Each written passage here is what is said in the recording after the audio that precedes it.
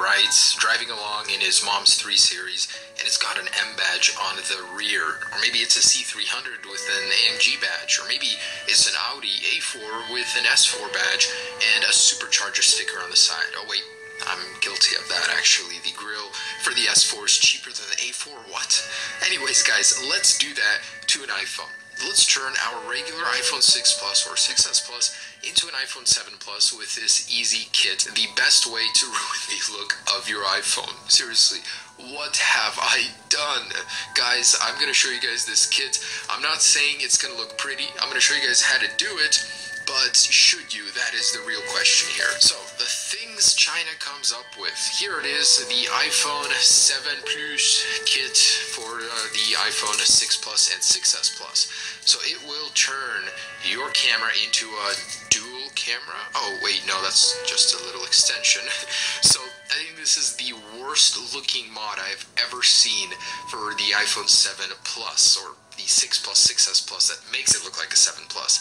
Anybody that will notice it will automatically assume you're an idiot, and the people that don't understand will not know that it's a 7 Plus. It's just like the badge conundrum. The people that notice are the ones that are going to get mad, and everybody else just doesn't care. So if you're going to go through the lengths to install a mod kit like this on your 6S Plus or 6 Plus, I mean, I don't know. The end result isn't that great. So, wait a minute. Philip, you showed me just a little bit ago the kits for the iPhone 6 and 6S. However, guys, I gotta say this one looks miles better. It actually looks almost genuine. And I think there's a big difference between this for the regular 6 and 6S versus the Plus version. Look at the cameras. They actually look pretty good. The bands, the sizing, it's not too bad. I mean, it's the kit for the larger one that just looks awful.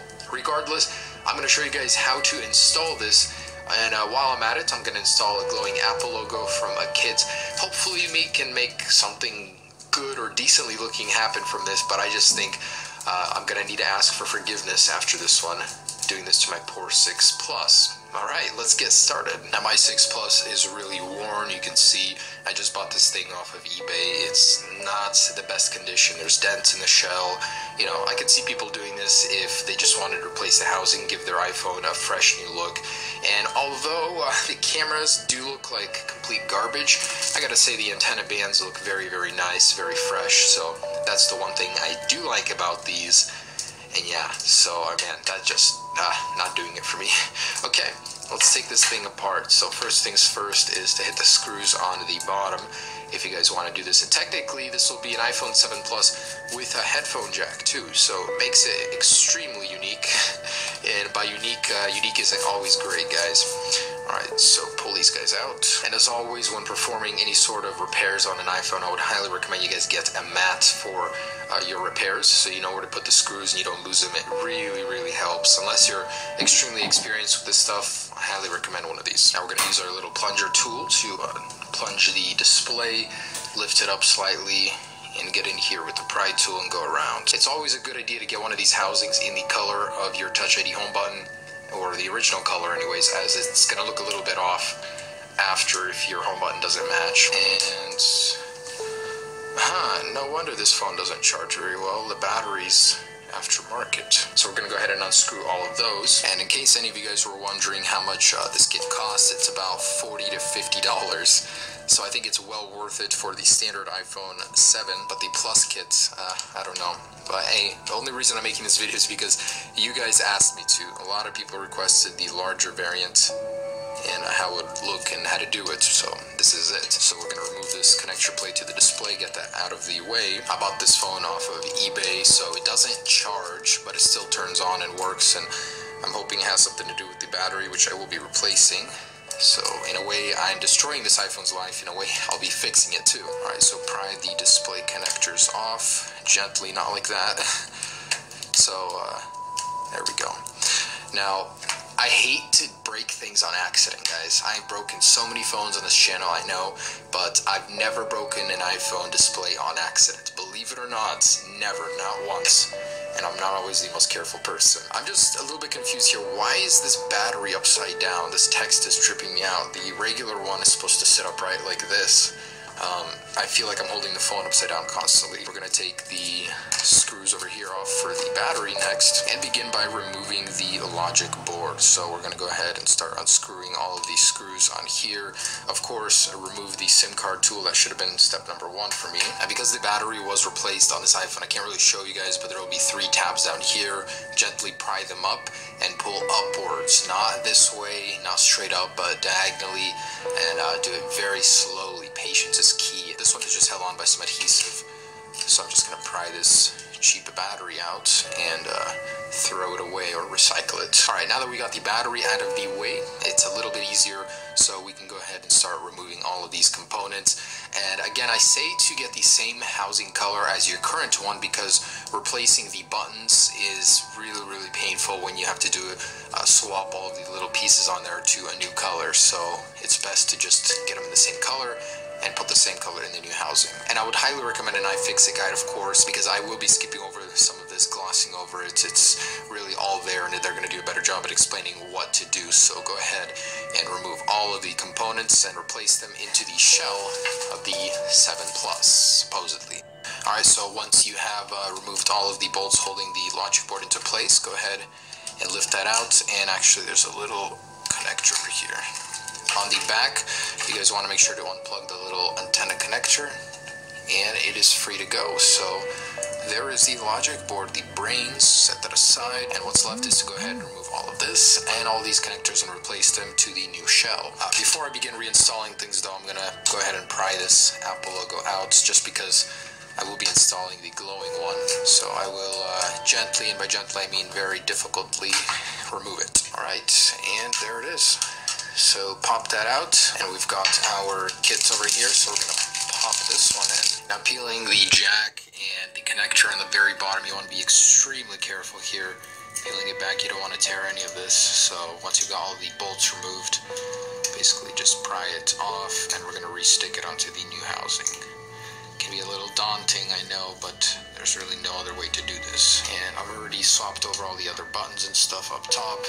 I'm just gonna put this in down here, slip the headphone jack in first, and lastly, you guys want to remove all of these screen guidelines and screw them into the new housing. So they're going to be on both sides of the phone.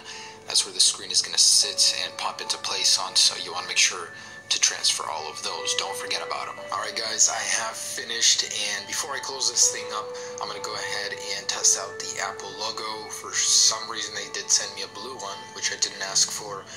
But it is ready, so I can go ahead and close the phone up, and in a second here, let's take a look at what I've got. Alright guys, so I am complete. Let's take a look at the monstrosity I have created. And so the phone is working, you know, I didn't mess up there, thank goodness. But let's peel the back, and look at that. A nice bluish glowing Apple logo. So I didn't ask for it, but they sent me a blue one. So the camera looks a little off. Like, if you're an iPhone 7 Plus user, you'll probably be looking at this and be wondering what the heck is going on in anyone's mind that would want to install this. It looks awful. So the antenna bands look great. I gotta say, over here, the text, they did remove the FCC label, so that's no longer there. It's a very clean look from here and down. So you also get the headphone jack on the 7, which is awesome, but you know, it's just not the same.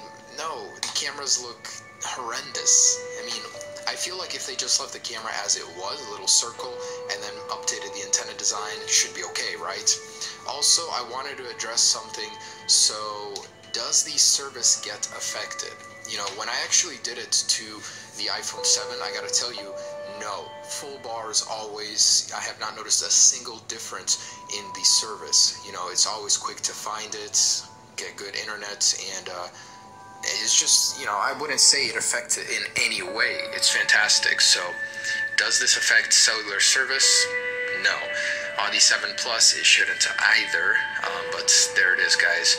So, for some reason, you guys can see there's little ripples over here as I was removing it. This is a very thin metal. It's not the Series 7000 that's on the iPhone 6s and the 7. So, if you guys will be getting it, take note. It is a little bit more fragile. It's a weaker Chinese quality metal, guys. So, yeah, I just wanted you guys to know that. And I just wanted to show you guys the difference between the Chinese aftermarket Apple logos and the custom one we had made. So this is all the way up, and it's very, very dim, like very dim. So let's pull out my iPhone 7 Plus that we did the logo mod on. And first off, when they're off, this one does look a little bit brighter, as it does have the reflective panel behind it. This one has nothing. Let's turn the brightness up to, let's say, 50% to give you guys a little point of reference here. Right there. Alright, at 50%, it looks so much brighter. So at just about 25%, look at the difference. It's beautiful, it's bright and white, whereas on this one, the blue one, it's very, very dim. And now we turn it up all the way. Oh my gosh, guys, the iOS 10's control center just gets me every time. You can never freaking slide it up. Anyways, and the bright white OEM, like there's just no comparison here. So as far as the glowing Apple logo goes, custom one in Washington, D.C. where I got mine done is way, way better, way more noticeable. Alright, so there it is, guys. Thanks so much for watching. Please don't do this, but if you want to,